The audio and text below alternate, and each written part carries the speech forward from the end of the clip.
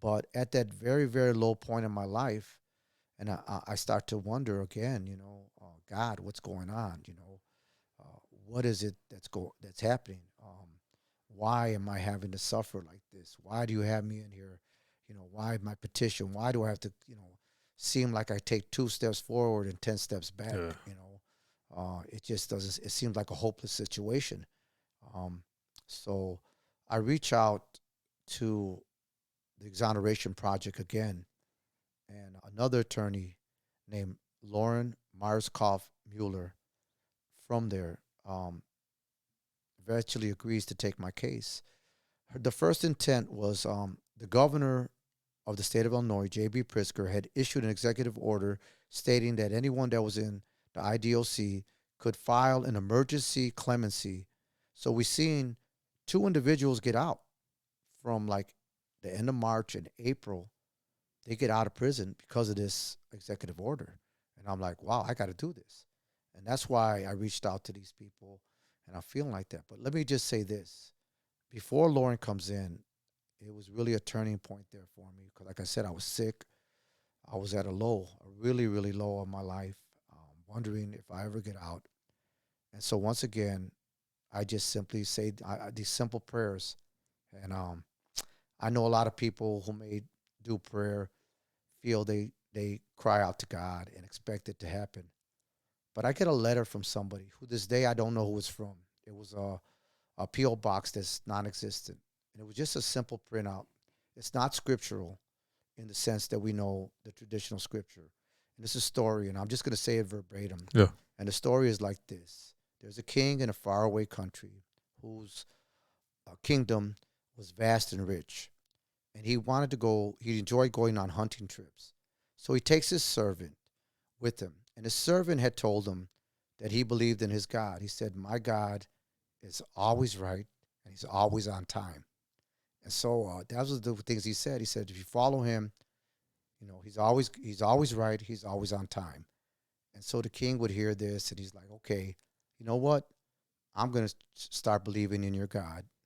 And, you say he's always right. He's always on time. And they had many good hunting outings, catching wild animals and whatnot. So they go on this one particular one. And there's this wild boar that attacks the king and bites off two of his fingers.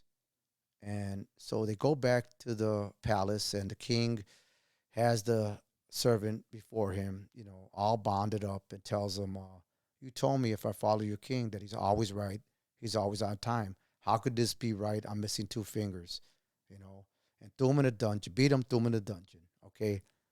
So a short time later, the king, who enjoyed hunting, goes out on another hunting trip. And this time, they get captured by this savage tribe who does human sacrifice.